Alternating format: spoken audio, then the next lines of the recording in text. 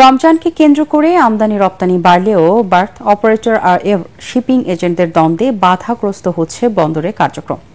আর এতে বাড়ছে জাহাজ ও কন্টেইনার জট। দ্রুত কন্টেইনার খালাস করা না গেলে পরিস্থিতি ভয়াবহ হয়ে উঠতে পারে বলে আশঙ্কা সংশ্লিষ্টদের।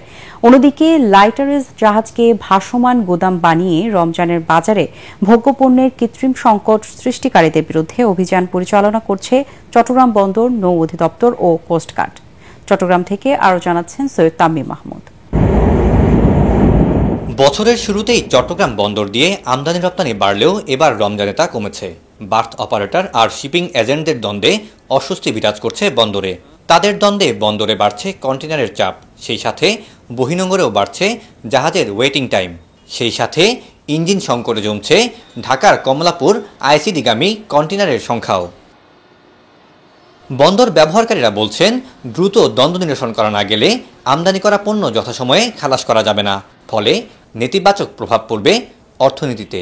রমজানের মধ্যে কিন্তু একটা আপনার কাজের যে বিশাল পরিধি যে চাপ থাকে, সেই চাপের উপরে যদি গোসলোটা যোগ হয় তাতে করে কিন্তু একটা বিশাল ভলিউম কিন্তু এখানে জমা হয়ে যাবে। এদিকে কন্টেইনার জট নিরসনে 10ই মার্চ থেকে 4 গুণ বাড়তি মাসুল আদায়ের পরিপত্র জারি করে চট্টগ্রাম বন্দর। তবে ব্যবহারকারীরা বলছে, এর সুফল যতটুকু পায় বন্দর, তার চাইতে বেশি ক্ষতিগ্রস্ত হয় আমদানিকারকরা।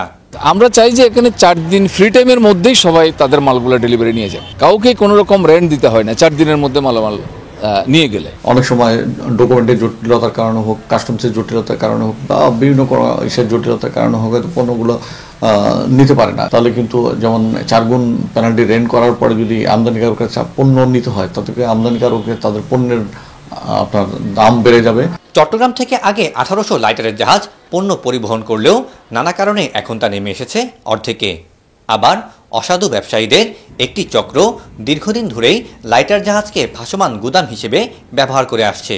এবার তাই এই চক্রকে ধরতে অভিযান নেমেছে চট্টগ্রাম বন্দর, নৌ অধিদপ্তর ও কোস্টগার্ড। বাংলাদেশ কোস্টগার্ডের আওতাধীন কোনো এলাকাতেই যাতে কেউ এই ধরনের ভাসমান গুদাম তৈরি করতে না পারে, বিশেষত লাইটার জাহাজগুলো যাতে খাদ্যপণ্য এবং ভোগ্যপণ্য নিয়ে যেতে পারে, সেটা নিশ্চয়তা বিধান করছে। বন্দরের হিসেব বলছে, গেল বৃহস্পতিবার চট্টগ্রাম বন্দরে কন্টেনার ছিল 29,478টি। একই সময়ে বেসরকারি অবডকগুলোতে ছিল 15,637 কন্টেনার। সৈয়দ তামিম মাহমুদ, এটিএন বাংলা, চট্টগ্রাম।